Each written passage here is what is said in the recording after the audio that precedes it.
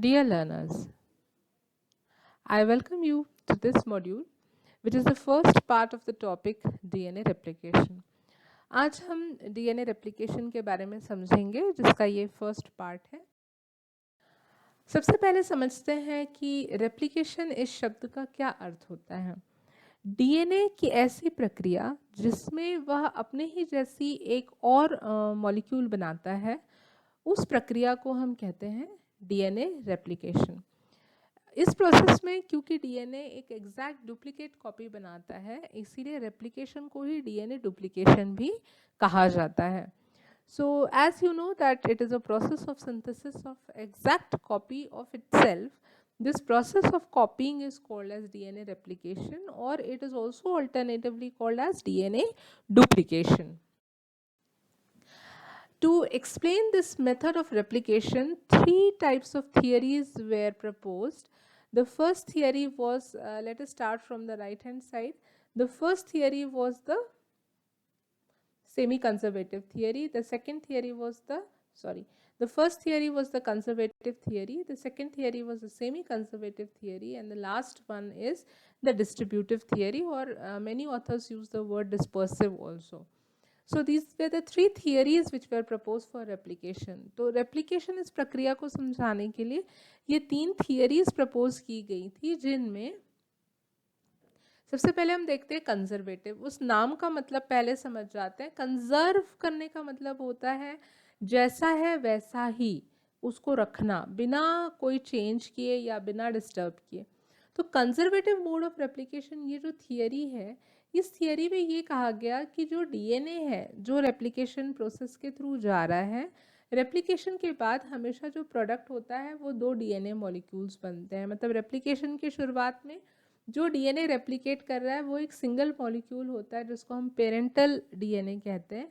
और रेप्लिकेशन की प्रक्रिया होने के बाद जो दो मॉलिक्यूल्स, जैसे आपको यहाँ नज़र आ रहे हैं, ये दो मॉलिक्यूल्स जो होते हैं इनको हम कहते हैं डॉटर डीएनए। तो जैसे कि यहाँ आप देख रहे हैं कि जो पेरेंटल डीएनए है उसको रेड कलर से दिखाया गया है। तो रेप्लिकेशन के बाद जो दो डॉटर डीएनएज बने, उसमें से एक जो डीएनए है वो जो पेरेंट था वो वैसा का वैसा ही आगे के जनरेशन में चला गया है, in form of the same strands which were present in the parental generation. तो ये कैसा हुआ? कंजर्व्ड हुआ। मतलब पेरेंटल स्ट्रैंड 100% कंजर्व हुआ है डॉटर स्ट्रैंड में, और जो दूसरा डॉटर स्ट्रैंड है वो पूरा नया बना है, उसमें पेरेंट की तरफ से कुछ भी योगदान नहीं है। तो जब इस तरह के रेप्लिकेशन का मैकेनिज्म एक्सप्लेन किया गया तो इसको कहा गया कंजर्वेटिव मोड ऑफ रेप्लिकेशन। अब हम आते हैं semi conservative mode. Semi conservative mode of replication में जो पेरेंटल डीएनए है वो अपना एक स्ट्रैंड एक डॉटर डीएनए में देता है और दूसरा स्ट्रैंड दूसरे डॉटर डीएनए में कंट्रीब्यूट करता है, और जो नया स्ट्रैंड है वो पुराने स्ट्रैंड की मदद से नया स्ट्रैंड बन जाता है। तो यहाँ पे आप देख रहे हैं कि दोनों डॉटर्स डीएनए में एक एक पेरेंटल स्ट्रैंड है। तो पेरेंट का डीएनए कैसा कंजर्व हुआ? आधा कंजर्व हुआ, 50% कंजर्वेशन हुआ। इसीलिए हम इसको कहते हैं, इस मेथड को या इस थियरी को हम कहते हैं semi conservative method of replication. फिर हम आते हैं थर्ड मेथड में, जिसमें कोई पद्धति नहीं है, कोई सिस्टम नहीं है, रैंडमली पेरेंटल डीएनए खुद को डिस्ट्रीब्यूट कर देता है, उसमें कोई रेशो कोई प्रोपोर्शन नहीं पाया जाता। तो जब इस तरह से रैंडमली डीएनए के टुकड़े आपस में डिस्ट्रीब्यूट हो जाते हैं, ऐसा माना जाता है रेप्लिकेशन में, तो उस थियरी को हम डिस्पर्सिव मोड या डिस्ट्रीब्यूटिव मोड ऑफ रेप्लिकेशन भी कहते हैं।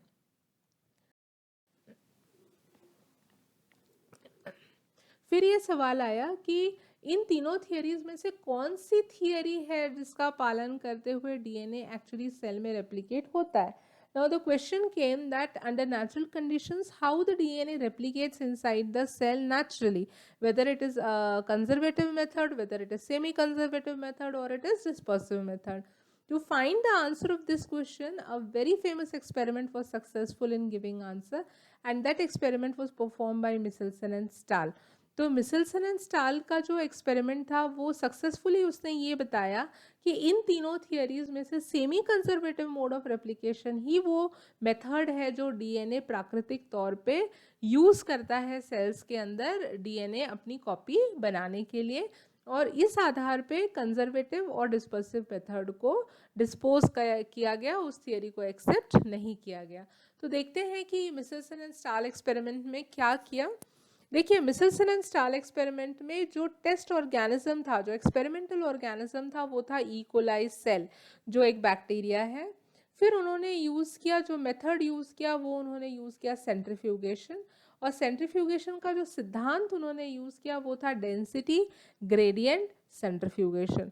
डेंसिटी ग्रेडियंट सेंट्रीफ्यूगेशन का इस एक्सपेरिमेंट के लिए आप ऐसे मतलब समझ लीजिए कि डेंसिटी ग्रेडियंट सेंट्रीफ्यूगेशन मतलब अपने डेंसिटी या अपने घनत्व के आधार पे जब मॉलिक्यूल सेपरेट होते हैं, तो इस तरह के प्रिंसिपल को, सिद्धांत को जब हम यूज़ करते हैं तो उसको हम कहते हैं डेंसिटी ग्रेडियंट।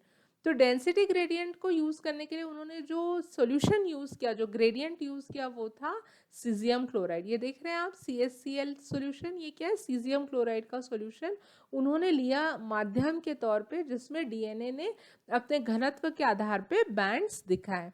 तो उन्होंने ऑर्गेनिज्म जो यूज़ किया वो ई कोलाई यूज़ किया। उन्होंने जो मेथड यूज़ किया वो डेंसिटी ग्रेडियंट सेंट्रीफ्यूगेशन, जिसमें उन्होंने सीजियम क्लोराइड यूज़ किया।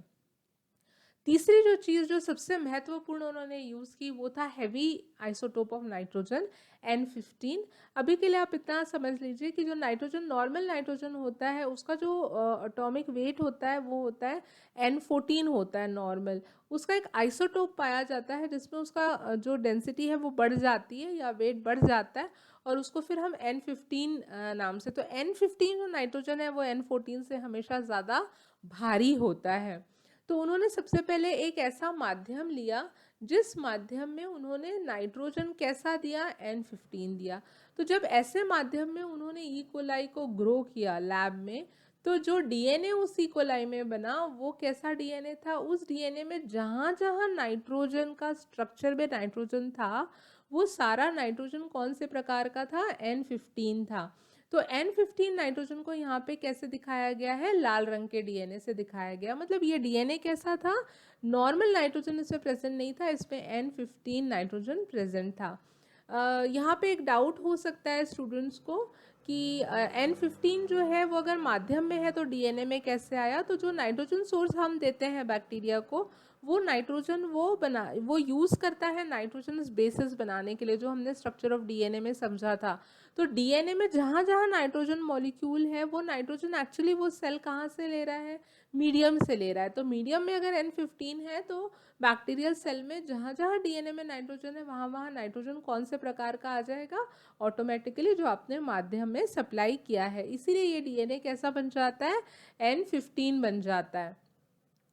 फिर उन्होंने क्या किया, ग्रो होने के बाद उन्होंने इस स्टेप में से कुछ सेल्स को निकाल के उसके डीएनए को आइसोलेट करके उन्होंने सेंट्रीफ्यूज किया। सेंट्रीफ्यूज किया तो उनको देखिए ये बैंड सबसे नीचे मिला, जो लाल रंग का डीएनए दिख रहा है, ठीक है। इसका कंक्लूजन हम सबसे लास्ट में कंपैरेटिव वे में लेंगे। सेकेंड स्टेप उन्होंने क्या किया कि ऐसे सेल्स को उन्होंने उठा के एक सेकेंड मीडियम में इनोक्यूलेट किया, जो मीडियम नॉर्मल नाइट्रोजन का था, जो N14 था, मतलब आइसोटोप नहीं था। लेकिन इसमें महत्वपूर्ण बात आपको समझनी है कि इस मीडियम में इन सेल्स को उन्होंने बस एक जनरेशन तक ग्रो होने दिया। एक जनरेशन का मतलब है जहां एक सेल दो सेल्स में कन्वर्ट हो जाते हैं, that is called as 1 generation time. तो इस समय में क्या होता है, डीएनए जो है वो बस एक ही बार रेप्लिकेट करता है, उससे ज़्यादा बार रेप्लिकेट नहीं कर पाता। तो जब 1 जनरेशन टाइम तक उन्होंने उस सेल को उस माध्यम में रखा, और फिर वो वहाँ से उन्होंने कुछ सेल्स को आइसोलेट किया, उसका डीएनए आइसोलेट किया, और फिर सीजियम क्लोराइड में उन्होंने सेंट्रीफ्यूगेशन किया। तो सेकेंड एक्सपेरिमेंट का बैंड उनको यहाँ मिला सेंटर में, जो रेड और ब्लू का कॉम्बिनेशन आपको दिख रहा है। और फिर उन्होंने एक जनरेशन ग्रो होने के बाद फिर कुछ सेल्स उन्होंने वहाँ से लिए, और लेने के बाद उन्होंने थर्ड टाइम एक ऐसे माध्यम में उन्होंने इनोकुलेट किया जो फिर नॉर्मल N14 था, उसमें N15 का कुछ भी नहीं था, और उन्होंने फिर एक ही जनरेशन के लिए उन्होंने उसको ग्रो होने दिया। ऐसे सेल्स को जो 2 बार मतलब नॉर्मल मीडियम में अपना जनरेशन टाइम ख़त्म कर चुके थे, उसमें से भी उन्होंने डीएनए आइसोलेट किया और उन्होंने जब उसको से डेंसिटी ग्रेडियंट सेंट्रीफ्यूगेशन किया तो उनको 2 बैंड्स मिले। एक बैंड जो सेकेंड एक्सपेरिमेंट की जगह पे था और एक बैंड जो थोड़े से ऊपर था। तो ये 3 एक्सपेरिमेंट्स उन्होंने किए और इन 3 एक्सपेरिमेंट्स के रिजल्ट्स भी आपको इस डायग्राम में दिख रहे हैं। तो पहले एक्सपेरिमेंट में उन्होंने कंक्लूजन क्या दिया कि क्योंकि पूरा का पूरा डीएनए N15 से बना था जो बहुत ज़्यादा हैवी था, इसलिए उनको एक सिंगल बैंड मिला। सेकेंड एक्सपेरिमेंट उनके लिए थोड़ा सा दिशा निर्देश था कि उनको लग रहा था कि उनको 2 बैंड्स मिलेंगे, एक N15 डीएनए और एक N14 डीएनए के, लेकिन उनको सिर्फ एक ही बैंड मिला और जिसकी पोजीशन N15 की जगह पे नहीं थी, वो थोड़ा सा हल्का था N15 से। तो ये संकेत करता है कि इस डीएनए की जो डेंसिटी है वो पूरे N15 जितनी नहीं है, ना पूरे वो N14 जितनी है। और फिर उन्होंने थर्ड एक्सपेरिमेंट से जब डीएनए आइसोलेट किया तो उनका जो कंफर्मेशन था वो ये हुआ कि जो मेथड ऑफ रेप्लिकेशन यूज़ करता है डीएनए, वो method semi conservative mode of replication ही हो सकता है, क्योंकि लास्ट एक्सपेरिमेंट में उनको 2 बैंड्स मिले। एक वो बैंड था जो N14 N15 के मिक्सचर की जगह पे बन रहा था और एक ऐसा बैंड था जो सिर्फ N14 डीएनए जो सबसे हल्का हो सकता है और जो सबसे ऊपर पाया गया, वहाँ पे उनको बैंड मिला। तो लास्ट एक्सपेरिमेंट में 2 बैंड का मिलना ये सिद्ध कर रहा था कि डीएनए जो है वो semi conservative mode of replication से ही रेप्लिकेट करता है और कंजर्वेटिव और डिस्पर्सिव मोड को डिस्ट्रैक्ट किया गया।